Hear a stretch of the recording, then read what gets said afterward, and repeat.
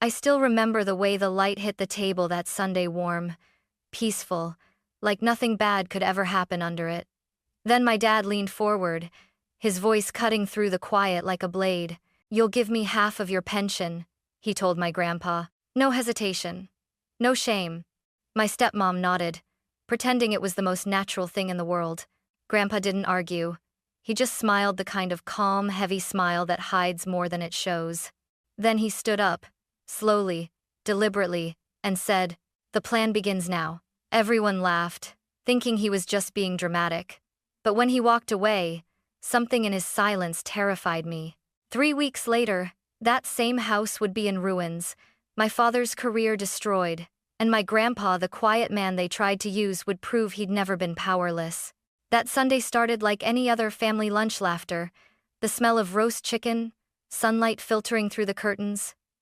Grandpa sat at the head of the table, calm and quiet, like always.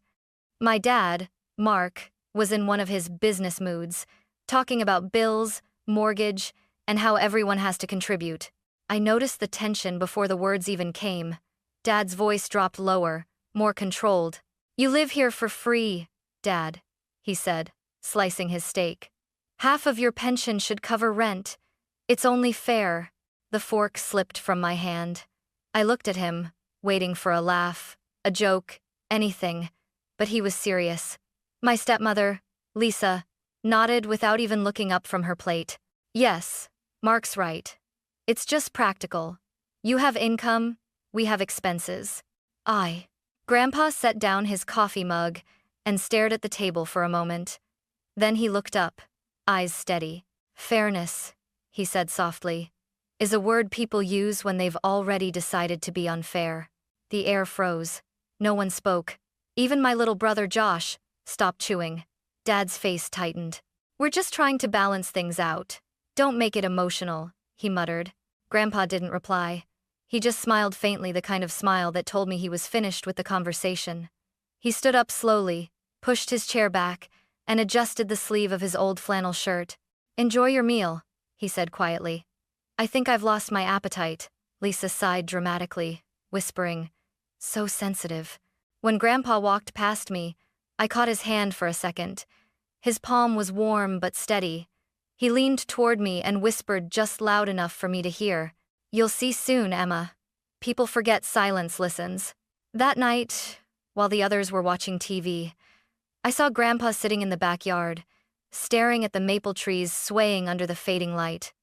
A small notebook rested on his lap, its pages filled with handwriting so neat it looked printed. I asked softly, "Are you okay?" He smiled without looking up. "Better than I've been in years," he said. "Sometimes the storm doesn't come to destroy you, Emma. It comes to show who built their house right." I didn't understand what he meant. Not yet. But that dinner, that single moment, cracked our family open. And once cracks appear, they never stop spreading. 3 days passed after that lunch, and the house felt different. The air was heavier, conversations shorter. My dad avoided Grandpa at breakfast, and Lisa suddenly began locking certain kitchen cabinets, muttering about organization. Grandpa didn't react. He spent most of his time upstairs, quiet, reading in his room or walking in the garden with that same mysterious calm. One afternoon, while looking for an old photo album, I went up to the attic, a dusty, slanted space that always smelled like cedar and thyme. As I moved aside a stack of boxes, something caught my eye. A small brown briefcase tucked behind a trunk, labeled Harper, 2010. Curiosity prickled my skin. I opened it. Inside were stacks of documents, thick envelopes, stamped papers, photocopies of checks. The top page read, "Purchase Agreement, 2847 Maple Street." My breath caught. That was our house. Every signature on the documents was my grandfather's, every payment slip, every repair receipt except for one line, the property title. That name belonged to my father, Mark Harper. I sank to the floor, my heart pounding. Grandpa had bought the entire house, but gave the title to Dad. And now, Dad was charging him rent? I took the briefcase downstairs, hands trembling. Grandpa was in the kitchen, washing dishes like nothing was wrong. "Grandpa," I whispered, placing the briefcase on the counter. What is this? He looked at it for a long moment before drying his hands. Then he smiled, faintly. So you found it, he said. You bought this house, didn't you? Every cent came from you. He nodded once. I did. 15 years ago. Your father was struggling young family, new job, too many bills. I wanted him to have stability. So I paid for it, but I let him put his name on the title. Thought it would help him build credit. I stared at him, my stomach twisting. And now he's making you pay rent? That's how life works, Emma, he said quietly, pouring tea. You build something strong, and sometimes the people you built it for try to sell the bricks back to you. The sadness in his voice hit me harder than anger ever could. Why don't you confront him? I asked. Confrontation only works when the other side has a conscience, he said. No, I think I'll handle this differently. He walked to the window, watching the sunlight fade over the lawn. They think age makes you blind, he murmured. But I see perfectly well, and I've been an engineer long enough to know one thing. He turned to me, eyes sharp as glass.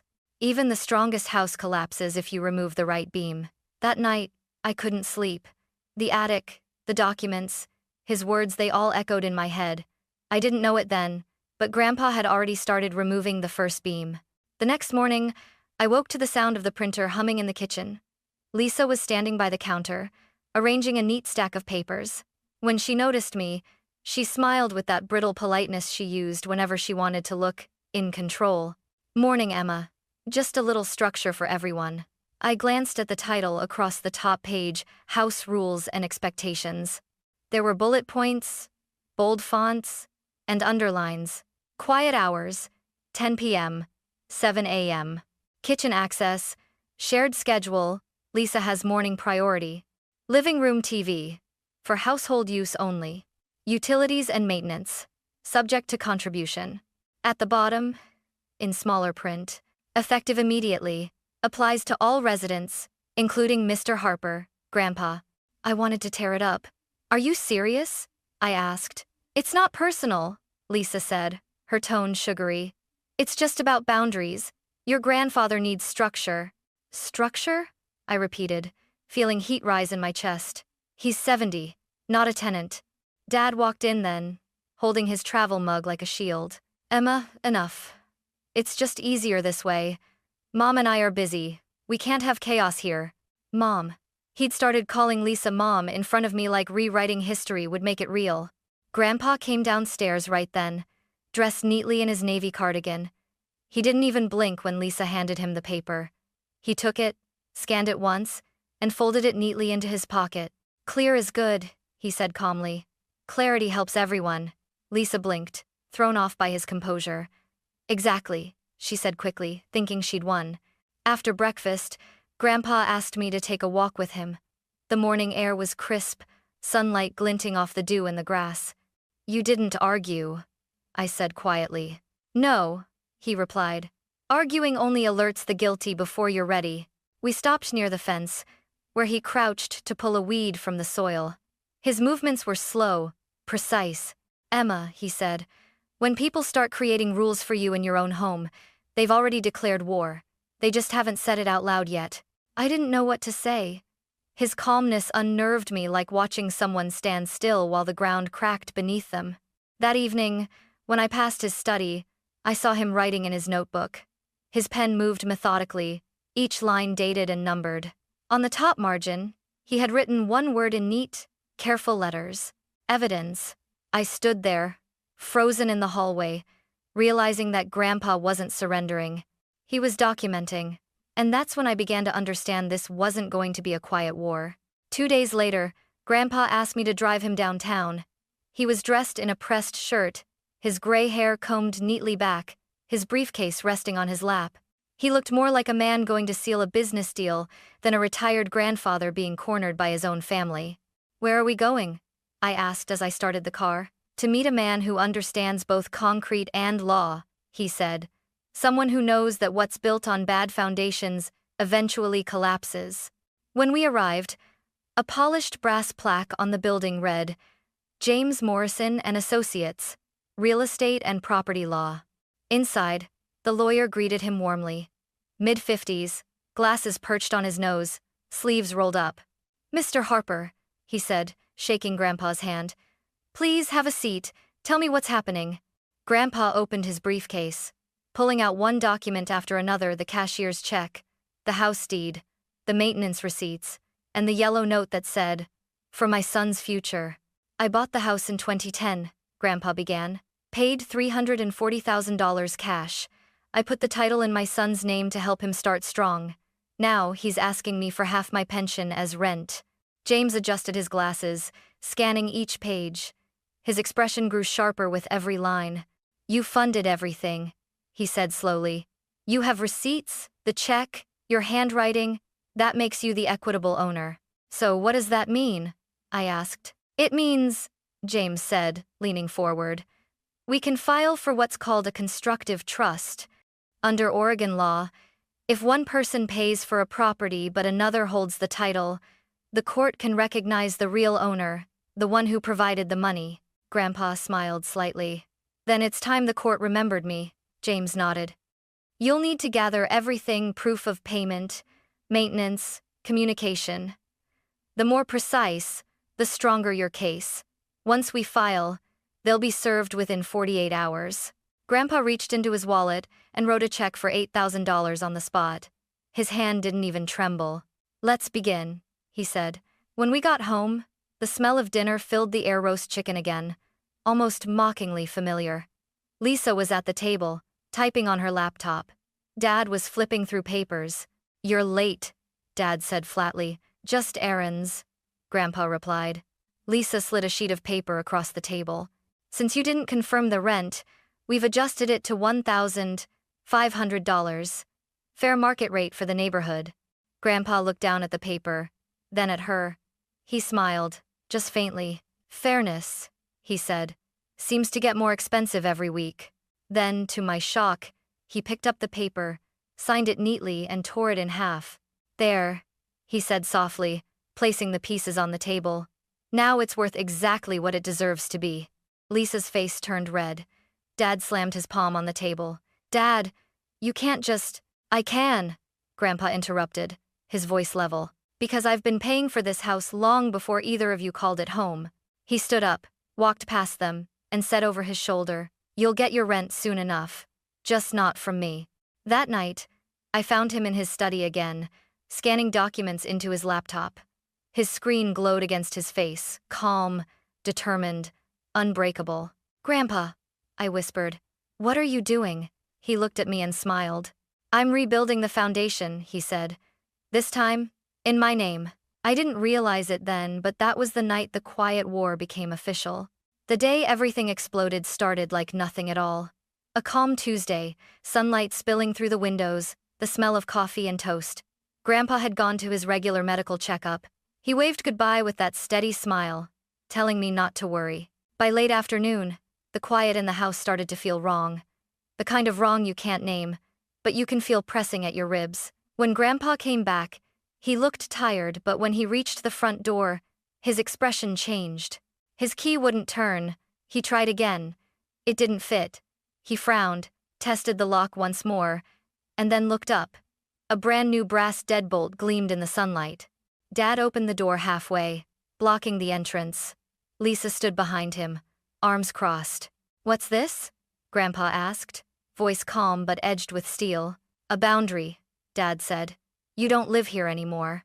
"Excuse me? You sued us, didn't you?" Lisa snapped. "We know about the lawyer, the papers. Don't pretend." My stomach dropped.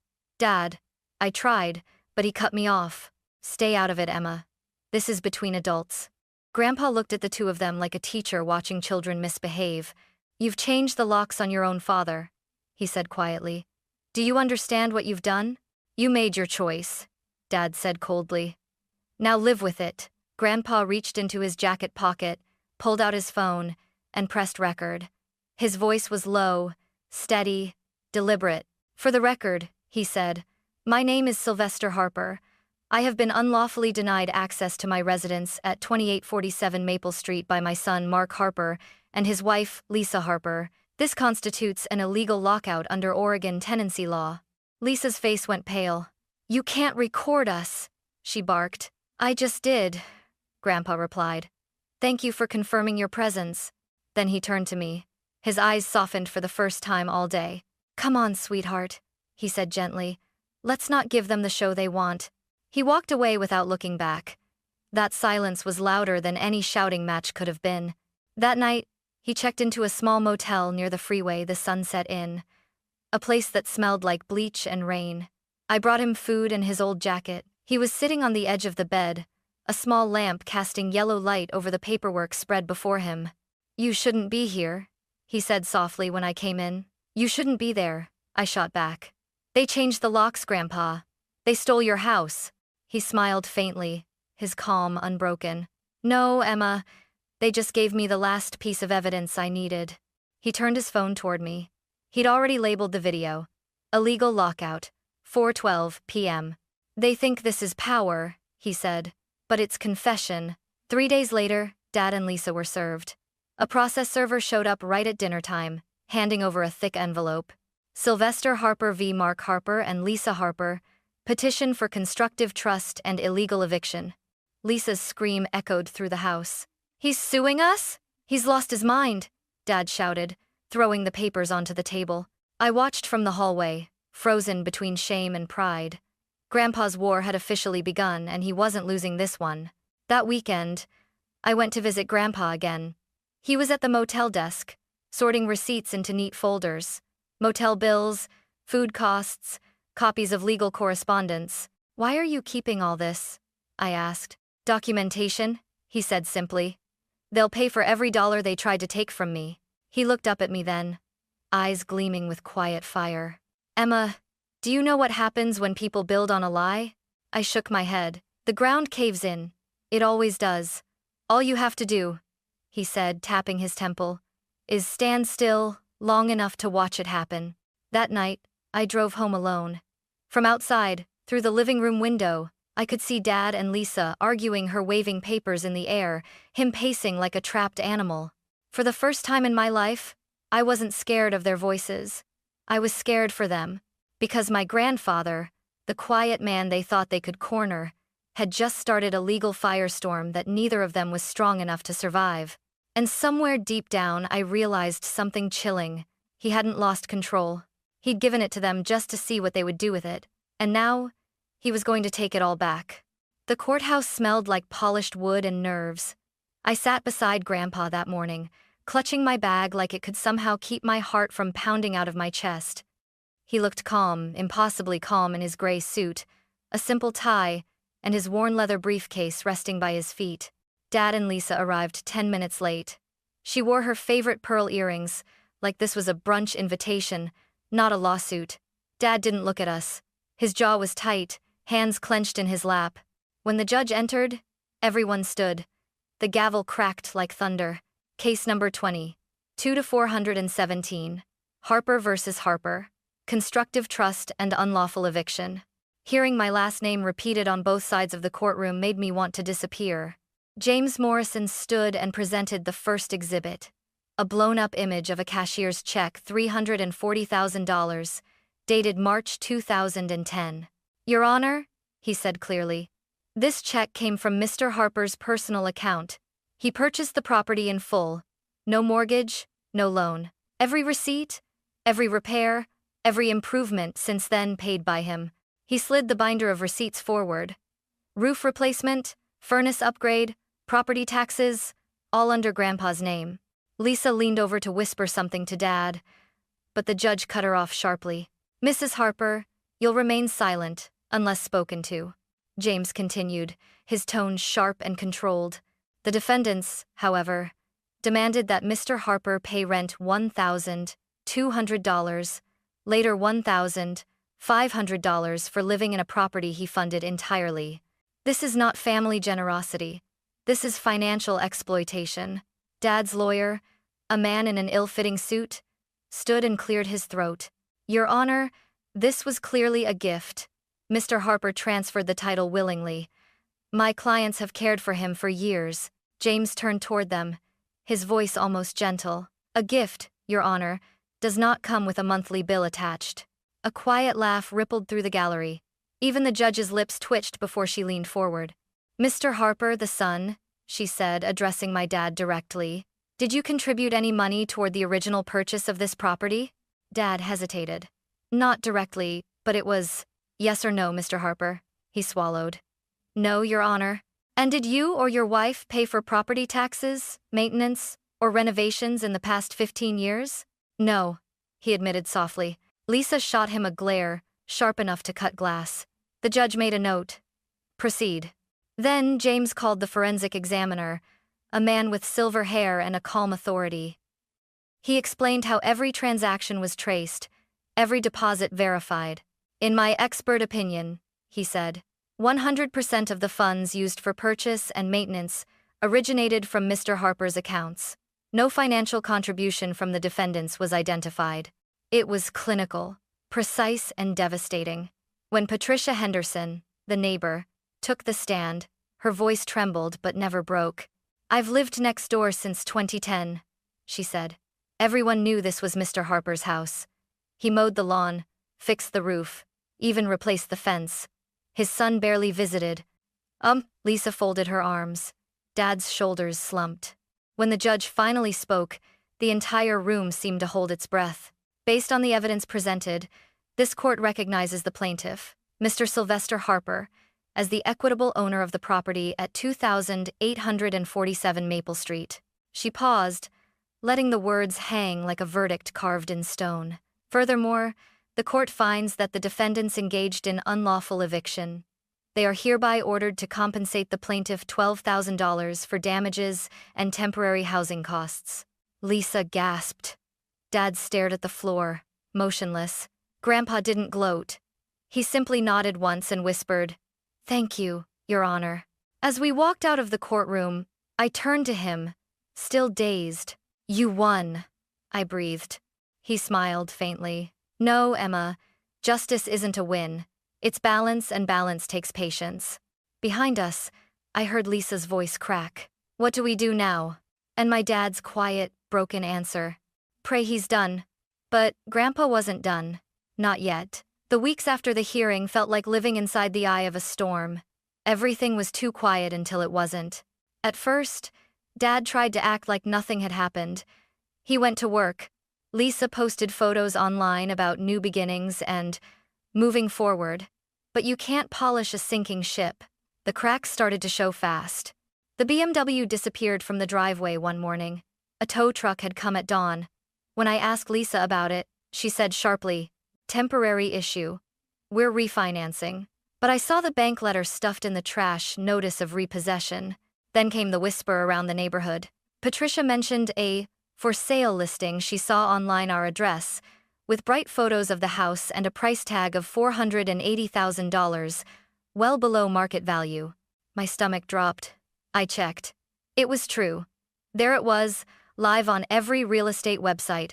Motivated sellers, quick closing possible. "Grandpa, they're selling the house!" I burst out when I reached the motel. He looked up from his notebook calmly, like he'd expected this. "That's not a sale," he said. "That's panic." "But they can't." "Technically, they can," he interrupted, his voice measured. "But not for long." He picked up the phone, dialed James Morrison, and within hours, the lawyer had filed an emergency injunction. The next morning, we were back in court. The same judge from before looked tired but curious. "Mr. Morrison, you're back so soon." James explained everything.